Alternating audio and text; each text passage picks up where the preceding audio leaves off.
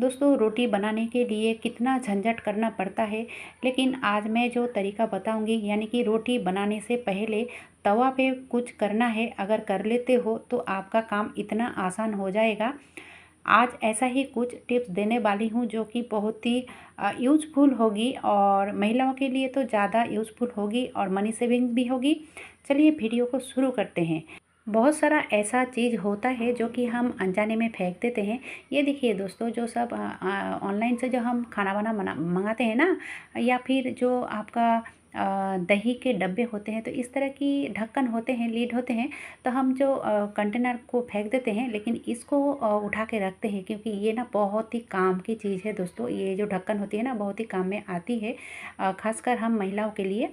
तो सबसे पहले मैंने एक सीख को गरम कर लिया है अच्छे से, और गरम करने के बाद जितने छेद हो सके मैंने कर लिया है। ये देखिए कुछ इस तरह से। और हाँ दोस्तों, ये सीख बहुत ही ज़्यादा गरम था, तो इसलिए ये काम बहुत ही सावधानी से करना पड़ेगा। और ये जो टूथपेस्ट की जो ढक्कन है ना, तो उसी ढक्कन का मैं यूज़ करूँगी। इस तरह से फेविकॉल लगा के मिडिल में इस तरह से लगाऊंगी, यानी कि चिपका लूँगी। अब देखिए ये कौन सा काम में आएगा।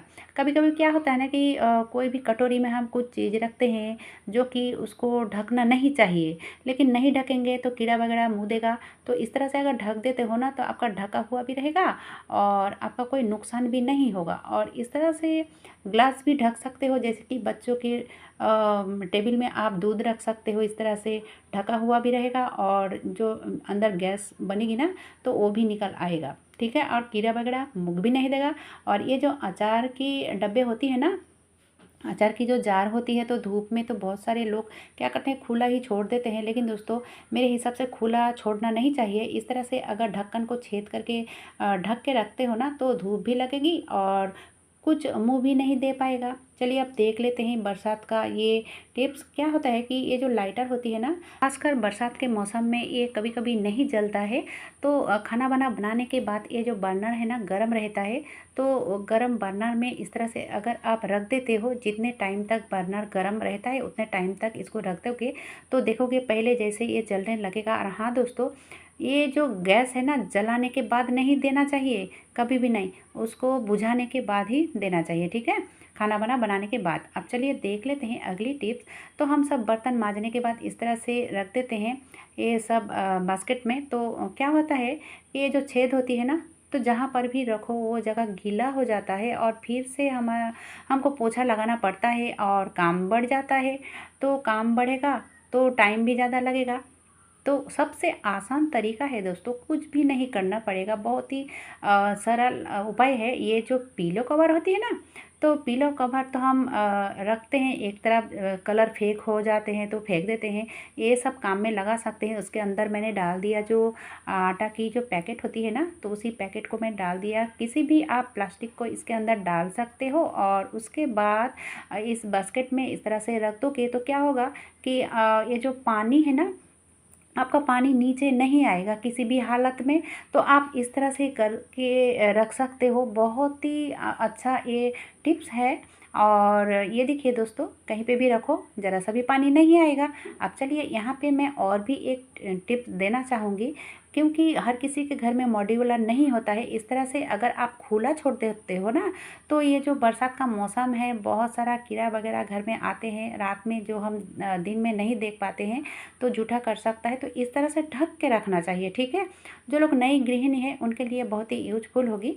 तो अब देखिए दोस्तों, इस तरह की जो पानी के बोतल होती है ना, तो क्या होता है कि ग्लूकोज वगैरह हम खाते हैं गर्मी में, तो इस तरह की फ्री मिलता है, तो बहुत सारा हो जाए तो क्या करें इतना वाटर बोतल का। तो हम इस तरह से ना किचन में यूज करते हैं। हम जस्ट आप सबको आइडिया दिया है, बाकी तो आपकी मर्ज़ी, लेकिन मैं ना इस तरह से करती हूँ, यानी कि किचन में यूज़ करती हूँ। ये देखिए दोस्तों, एक में दाल रखा है, एक में इस तरह से कोई भी चीज़ आप रख सकते हो। चलिए अब देख लेते हैं अगली टिप्स। तो अगली टिप्स भी मनी सेविंग से होगी, क्योंकि ये जो कढ़ाई होती है ना, ये कढ़ाई गर्म होने में बहुत टाइम लगता है, और उसके ऊपर अगर इसमें थोड़ा सा पानी भी रह जाए ना तो ये जल्दी गर्म नहीं होगा दोस्तों।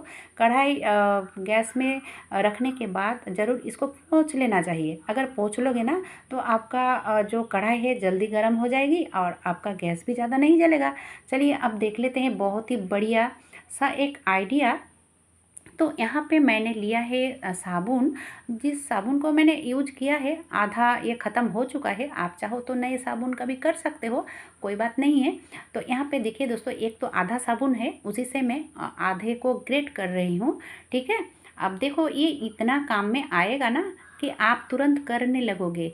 तो इस तरह से मैंने थोड़ा सा ग्रेट किया है और इस थोड़े से ही बहुत सारा बन के तैयार होगा। दोस्तों मैं यहाँ पे ना हैंड वॉश नहीं बना रही हूँ, मैं कुछ अलग सा कर रही हूँ जो कि आप देखते ही करने लगोगे। अब देखिए यहाँ पे मैंने कटोरी में मैंने ले लिया है और यहाँ पे पानी डाला है 2-3 चम्मच करीब गरम पानी। ठीक है, गरम पानी डालोगे तो ये जल्दी मेल्ट हो जाता है। अगर ठंडा पानी डालोगे ना तो टाइम ज़्यादा लगता है, तो गरम पानी ही डालना चाहिए। अब देखिए इस तरह से फोम हो जाता है। ठीक है, अब देखिए इसको मैं किस तरह से यूज करूँगी और ये कौन सा काम में आएगा। ये तो यहाँ पे मैंने लिया है एक कागज़। अगर आप पेपर लेना चाहते हो तो ले सकते हो, कोई दिक्कत नहीं है। मैंने कागज़ लिया है इसलिए क्योंकि ये जो कागज़ है ना तो ये थोड़ा मोटा वाला है, इसीलिए मैंने इसी का ही इस्तेमाल कर रही हूँ। तो इस तरह से उसी साबुन को फैला लेनी है एक तरफ। ठीक है, कागज़ की एक तरफ या फिर पेपर का एक तरफ इस तरह से फैला लेनी है। तो मैंने थोड़ा सा साबुन ही ग्रेट किया था और उसी से ही बहुत सारा बन के तैयार हुआ है। तो 3 कागज़ में मैंने डाल दिया है। अब देखिए इसको मैंने धूप में सुखा लिया था। ठीक है, अगर धूप नहीं है तो आप पंखे के नीचे भी रख सकते हो, लेकिन पंखे के नीचे 2-3 घंटा लग जाता है और धूप में मैंने आधे घंटे में सुखा लिया है।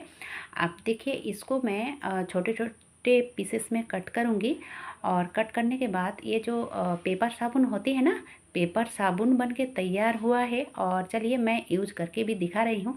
ये इतना अच्छा से काम करता है, बहुत ही बढ़िया आइडिया है दोस्तों। क्योंकि जो लोग बाहर ट्रैवल करते हो ना, ट्रेन में हो या फिर कुछ भी, तो इस तरह से आप अपने बैग में रख सकते हो। बहुत ही अच्छा तरीका है।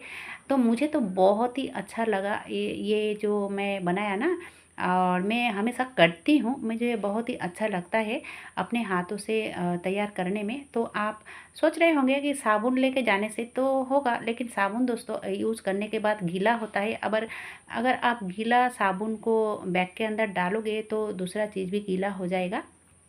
तो चलिए अब देख लेते हैं अगली टिप्स।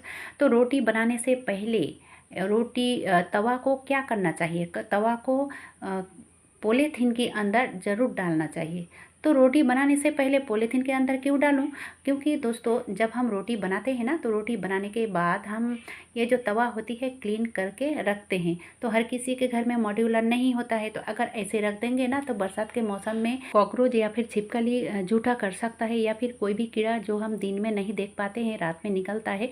तो अगर इस तरह से रखते हो ना तो आपको रोटी बनाने से पहले आपको धोना नहीं पड़ेगा, आपको 2 बार से धोना नहीं पड़ेगा। क्योंकि अगर खुला छोड़ देते हो तो रोटी बनाने से पहले भी धोना पड़ता है और उसको सुखाने में भी आपका गैस वेस्ट होता है। तो आप इस तरह से रखोगे ना तो नेक्स्ट जब आप रोटी बनाओगे तो कोई टेंशन नहीं रहता है। बहुत ही अच्छा तरीका है दोस्तों। आज का वीडियो कैसा लगा? अगर अच्छा लगा है तो एक लाइक ज़रूर कीजिएगा, और हाँ, ज़्यादा से ज़्यादा लोगों तक शेयर भी कीजिएगा ताकि हर किसी को पता चले ये सब टिप्स। आज के लिए बस इतना ही। इतने समय तक मेरी वीडियो देखने के लिए बहुत बहुत धन्यवाद।